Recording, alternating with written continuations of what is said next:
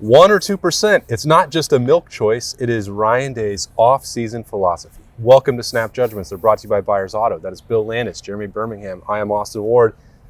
And we've finally heard from the Ohio State coach again for the first time in 6-ish weeks. And there was a lot to cover. There was. And the point that was hammered home was finding that 1 or 2%, that 1 or 2 more drives that Ohio State needs to get back to its goals. And there were a lot of ways that he talked about doing that, Bill. So where should we begin? I mean, we should probably start with Bill O'Brien, which is the question that got us to that revelation from Ryan Day. And Ryan Day's like the rest of us. He doesn't know what Bill O'Brien's going to do. Bill O'Brien was in the building today, which I guess is good for Ohio State as it hopes to hold on to its newly hired offensive coordinator. We've talked about it a lot. I suppose it's not worth dwelling on, is he going to go or is he going to stay? I would probably just prefer to pretend like he's going to be here. And then if he's not, we'll talk about that when the time comes. But that was sort of the impetus of hiring a Bill O'Brien type, was finding those areas on the margins where Ohio State can get a little bit better. And like Ryan Day said, they're different than a lot of programs. They're not, and Brian Hartline has actually said this too, talking about his receiver room. They're not looking for miles and miles of improvement. They're already there. They're already a step ahead of almost everybody else in the sport, but you got to get better in those marginal areas, that 1 or 2% to get yourself over the top and win a national championship. And Ryan Day viewed his stepping back from play calling and coordinating the offense and handing that off to somebody he trusts as one way to do that, which is, it's not surprising. I think we all agree with that thought process, but it's kind of the first time that he's actually said it. And he said, I want to give up play. Oh, he doesn't want to give up play calling, but he is going to do it. He is going to give up play calling to Bill O'Brien. So there are a lot of machinations of that idea, but I think that's the biggest one is Ryan Day doing what's best for the program by doing what he's done the previous 5 years, or does he need to adapt? And he's now adapting. It was also insightful to hear him say, he wanted to do this a year ago. He knew he wanted to do it a year ago. He couldn't lean all in because what he said is I'm not just going to give that job to someone because it's a job. And he understands more than ever. And I think that's probably my biggest takeaway is just the growth in him as a head coach and realizing how his job is changing. It's something we've talked about ad nauseum over the last few months. But to hear him say, I got this job because of what we did on offense, but I can't be that guy anymore. It was a bit of an unexpected take to hear him verbalize today. So to me, that was the biggest thing. And there's understanding that if Bill O'Brien takes this Boston College job, the word Ryan Day said was adapt, and they'll figure it out. Now, he did not go all in when Doug asked him, okay, so Bill O'Brien leaves. What then? Are you automatically give that job to another guy once you find him? And he didn't seem to be completely sold on that idea. Maybe things revert again, which I hope for his sake and for the program's sake doesn't happen. But it seemed interesting that he was not fully committed to saying, yes, I'm absolutely going to find the next guy down the list and that guy's going to take over what we were going to do with Bill. Because it didn't seem like he was willing to say that. Well, not everybody's resume is the exact same as Bill O'Brien. So to expect, even if you look amongst the candidates that we knew were involved, they all don't have the same depth of experience, offensive or otherwise, head coach or otherwise, that Bill O'Brien does. So if you do have to tweak that, that's clearly not the preference. Ohio State didn't just make this move willing. Oh, Bill O'Brien's available, let's take him. Ryan Day was carefully looking at people to take on that role and to take some things off of his plate. So who else would really do that amongst the other groups? That's something that Ohio State would then have to work out. That's why we say it's not ideal. It's not that Ohio State can't attract another high-level candidate if they need to. They absolutely would. But that person is not going to have the exact same resume as Bill O'Brien. So I think the end goal still has to be that Ryan Day knows he can't call plays. That's, as you said, he knew that a year ago. He knew that in the middle of last season, that it wasn't quite working the way that he wanted it to. So when you're talking, goes back to the 1 or 2%, which I think is fascinating because it's worth a reminder. When we think about the areas that Ohio State can improve, they're not doing it from a place where everything is damaged beyond repair. I think sometimes, speak for myself, that it's this can all be improved, but they're not that far away. So if you are one play away from beating Michigan in the Big House, you're pretty close to winning a national championship. If you were a field goal away from beating Georgia in the Peach Bowl in the college football playoff semifinal, you're not that far away from winning a national championship. So I think sometimes it comes off as well, everything is just negative. It's not. But it's not to the level that Ohio State expects it to be. So for Ryan Day to talk about those things more clearly and in the proper perspective, that they're very close, and the moves that they made didn't have to be over the top. They didn't have to flip the entire roster. They didn't have to add 20 players. They had a huge group of guys decide to put off the NFL to come back. They took 7 guys in the transfer portal, not really different from what they've done in years past in the grand scheme of things. I think that's a healthy reminder for me and maybe for others. I don't know. Doesn't that suck though? Like he has, and you go into this press conference today on signing day, which was, I think there was one recruiting question asked, and that was by me, obviously, because I'm just like going to throw something out there to get a Dominic Kirk's quote. But all the good things that have happened in the last month, and so much of this press conference is focused on, well, what about if this falls apart? What I don't think a lot of it was. At least 25% of it, right? 25% of it's probably. Yeah, but I thought it was going to be 75%. We thought it was going to be more. So I mean, I think that there's a reminder, as you're saying, like they are that close. You know, I mean, it is just a step or two further that you have to take, and it's not something where, you know, I think Ryan Day heading into this press conference, I would have expected would have been like, hey, swagger, hey guys, but he's wearing a real sharp blazer. Well, if he wasn't dealing with like 3 or 4 or 5 days of uncertainty about what has to happen, that's what I'm saying. I bet he would have. I think the idea that like all off season you think everything's on fire, right? And then like for the last month you put out every fire, and then you walk in today and you should be like expecting a trophy and be like, look at this is what I've done. The fire is gone, and then you're like, ah, damn it, another fire. I mean, that's the job, though, right? Comes with the territory, I think. Yeah, and he did go out of his way, like asked about Bill O'Brien, asked about the guys they brought in and transfers, even asked about like Dom Kirk's. Like he always a couple times like tried to bring it back to like all those guys that decided to come back. It's like a huge freaking deal that at this point I almost feel like we're taking for granted a little bit, and we shouldn't, because like it's not ordinary. I don't know that we'll ever see that happen at Ohio State again, quite frankly. I mean, they've had large groups decide to come back, but like. Hasn't happened in like a decade at least, and in a place like Ohio State, I don't think it should ever be the expectation. Like it's kind of a special thing that has happened with this group, and I'm glad that Ryan Day tried to remind us of that a couple of times, even kind of in the whirlwind of all the stuff that Burnham's talking about. Well, to your point, Bill, I mean, in the grand scheme of things, it's not something that you actually want Ohio State to have to do. If you're talking about the 1 or 2%, that's all missing from all of their individual resumes. Like he talked about the difficulty that Marvin Harrison Jr. was having in his decision to go, because he's not going to be able to do that and he can't get that opportunity back. He's in a rare situation, obviously, compared to the rest of these guys as a surefire top 5 pick and maybe higher in that 5 than, you know, who knows what that'll actually look like in April. But, you know, it's great for this group and it's great for the potential of the 2024 Ohio State team, and it did perhaps inspire some other guys to want to join that. But you don't want to duplicate it because you want to keep churning these guys out and turning them into NFL draft picks, and you want it to be because they already have gold pants and they already have championship rings. And this group, we've recently talked to Emeka Ibuka about some of this stuff. And like, I think the realization across the program about getting over that finish line and finding the extra 2, whether that's in workouts, whether that's in a decision to stay an extra year, whether that's in Ryan Day's decisions to make multiple coaching staff changes, that's healthy. I have felt like in previous years, there's been this talk about self-evaluation from top to bottom in the program, but only half measures to correct it. I don't get that sense at all from this offseason.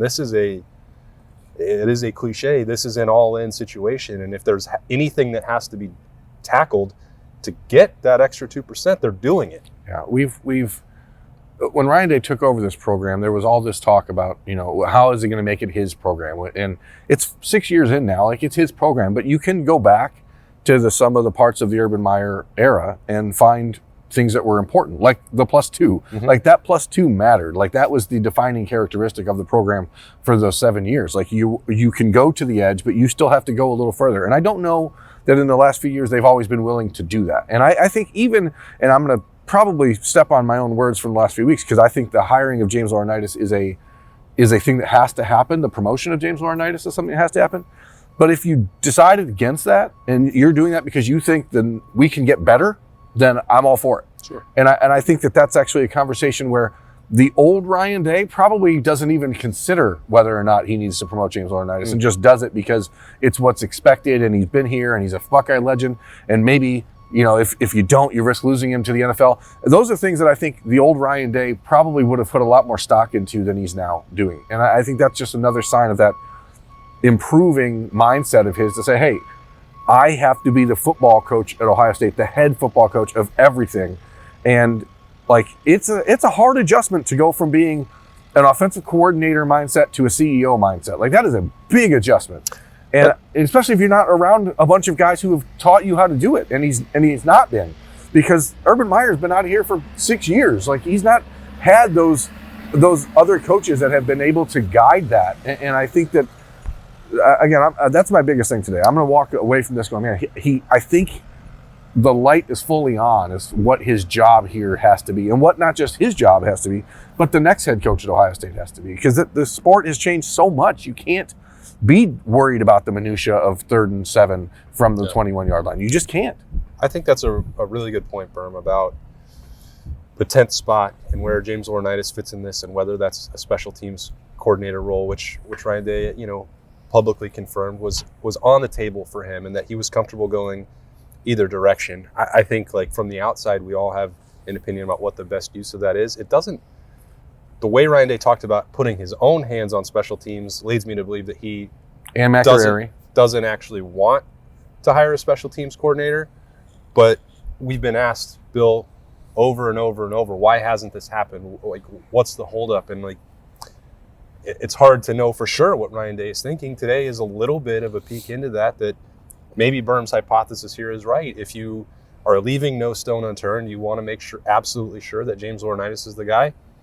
Fine, I've said this over and over. Like, I wanted more urgency, but Ryan Day's other part of that is you react, but you don't overreact. And yeah, if James Laurinaitis has been a football coach for 2 years, there's a real chance you can hire someone who's a better football coach than James Laurinaitis is right now. Now, maybe he's not as good of an ambassador for the program. Maybe he won't be the full-time recruiter that James is. All those things are probably true, but he's still only been a football coach and a GA for 2 years. So it's not like you're getting what you would consider a fully formed, highly functional, I don't need to hold this guy's hand type of coach. Like, there is a learning curve, and maybe this is the wrong year to have a learning curve. I mean, Ryan Day just got rid of 2 in-house promotions who weren't qualified to do their job, right? Yeah. So I'm not saying that James Laurinaitis is not qualified, but I think that's in the back of his head as he tries to figure out what to do with this. And I think where they're at right now, you don't need to have as much urgency with that spot. Like James has filled in the recruiting void over the last month or so, and like now you're in a dead period. So like you get to evaluate the coach and figure out what's best there. I kind of agree with you, Austin, that the way that Ryan Day talked about being involved with special teams leads me to believe that he would prefer to not hire another special teams coordinator. And I'm actually like kind of excited about the idea of Ryan Day being more involved with special teams. Like, clearly it's the area where they're most efficient, and I think he needs to help them get better. Deficient. Oh, efficient. I'm sorry. There was a plane going by. We're in the flight pattern again. And Ryan Day needs to help them elevate that. But it has frustrated me as someone who's covered Ohio State that they don't treat special teams as a weapon. And I wonder if, like, Ryan Day, who's giving up offensive play calling but might be more involved with special teams, like, might scratch that itch a little bit by weaponizing, for lack of a better word, their special teams a little more than they have. Well, I bet he's pretty tired of having to explain special teams deficiencies away. Yeah. Like, the head coach shouldn't be getting weekly questions about the special teams unless they're, like, intimately involved and they're pretty successful. They don't want to do that otherwise. Like, we've spent way too much time talking about that over the last couple of years. So if he feels like he has to correct that, or if he winds up deciding that a hire has to be made there, I mean, certainly he will have given it plenty of thought, because moving on from Parker Fleming was a pretty widely known going to happen at the end of the season. So this is now 2 months since that point, 2+ months. So I did think that he would have a little bit of resolution by now. But again, you look at the NFL season is not even officially over until Sunday. You have the coaching carousel spinning at both levels. So, maybe there is a spot here where you don't have to be ready till the first week of March. There could be a candidate that you don't even know about. I mean, Bill O'Brien, I think, sort of fit that bill as well. Yeah, and again, you're dealing with the potential for a linebacker coach or a special teams coach. It's or not, a second defensive line or a coach. second defensive line coach. It's not a position that you're expecting or counting on to come in and set the tone for the entire program or the entire defense.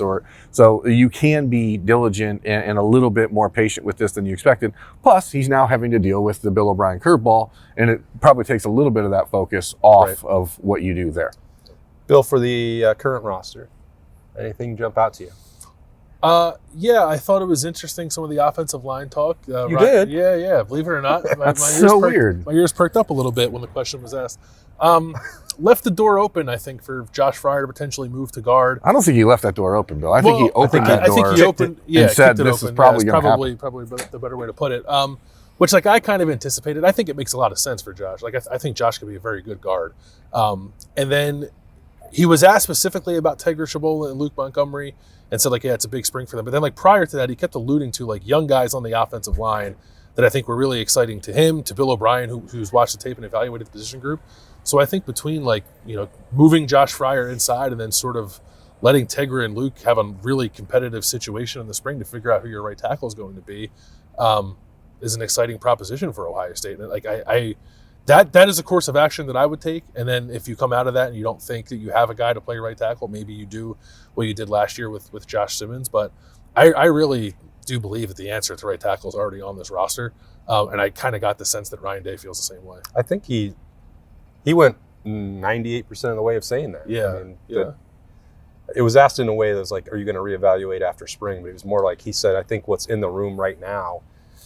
He also said this for the entire roster, but also he was specifically asked about the offensive lines. Like, I think that the answers that we have to win a national championship are already in the building, that there's not, and they've done a lot of roster management already. I'm a noted gambler and wildly successful at it. He is.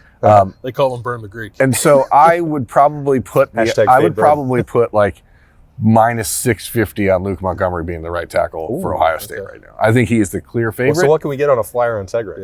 You're I'm going to give you a plus 110. Yeah, I'll take that. Those odds don't balance. They do to me. Okay. Famed gambler guy. Yeah. I just think it's clear, as you said, like they believe what they have here. There was a push this offseason. It is signing day. So Ryan Montgomery, Luke Montgomery's younger brother, is still a very highly sought after recruit around the country, quarterback in the class of 2025, won't sign until next year. But if you don't think that teams around the country are telling Ryan and his dad, hey, by the way, if Ryan wants to come here, we could bring Luke in as well. Because that cannot be the reason you pick him, though. No, I'm not saying it would be the reason. I'm not saying it would be the reason. I'm saying that it's that conversation is not the reason why I think Ohio State would pick Luke Montgomery, but I think they understood, like, this is a talent that we do not want to let out of here.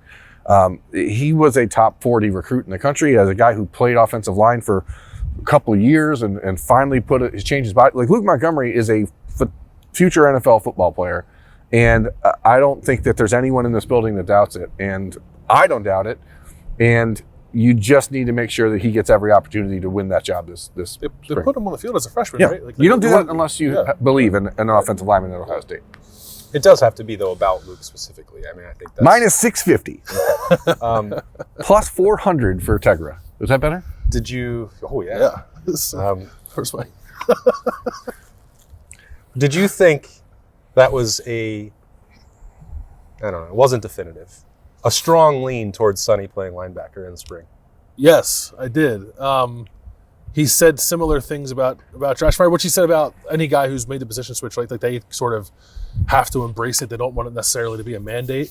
But we already knew that Sonny was kind of thinking along those lines based off what he said last year. So Ryan Day did not, definitively say, like, yes, Sonny is playing linebacker, but I felt like he said enough to make me think that Sonny's going to play linebacker. It wasn't the first answer when he was asked specifically about Sonny that makes me think that. It was the second time when they came back around, like, what position should some of these guys play? It's like, well, you have to be invested like Sonny is. Okay.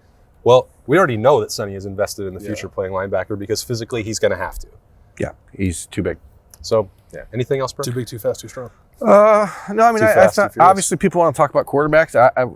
Ryan Day seemed to be reluctant to go to the line and say Will Howard is our guy, but, like, everyone knows Will Howard's going to be the guy. A lot of positive talk about Devin Brown's attitude, which is not a surprise, the way he's handled the last few weeks.